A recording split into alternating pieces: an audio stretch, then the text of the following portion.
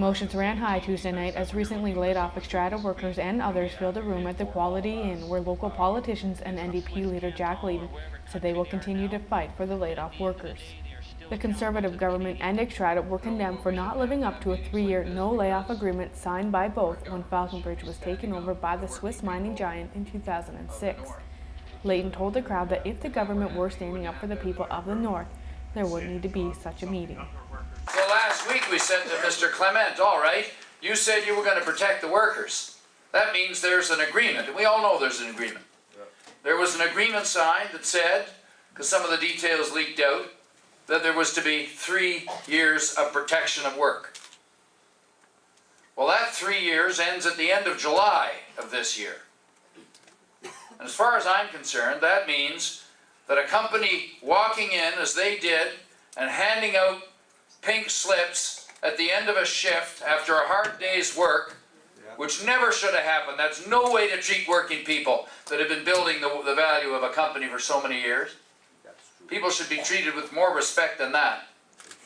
That pink slip amounts to breaking a contract with the Canadian people, and the government of Canada should stand up for the Canadian people and for these workers and say, that's not allowed, that's not on. But you know what Mr. Clement said? He said, well, we raised the issue of the agreement with the company. And I kid you not, he said, but they didn't agree with our interpretation of the agreement.